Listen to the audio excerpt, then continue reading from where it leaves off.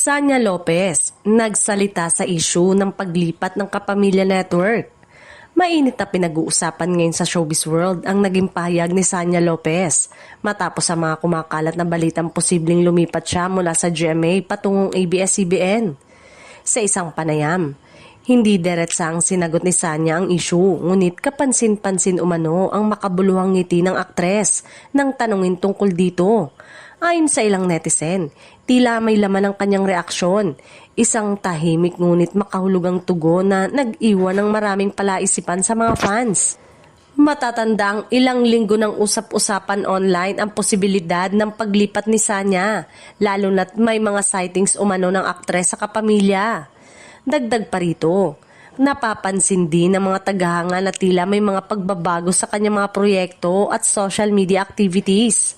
Hanggang sa ngayon, nananatiling tikom ang bibig ng GMA Network at ng ABS-CBN sa issue. Ngunit dahil sa makahulugang ngiti ni Sanya, mas lalong uminit ang espekulasyon na may malalaking pagbabago sa kanyang karera sa mga susunod na buwan.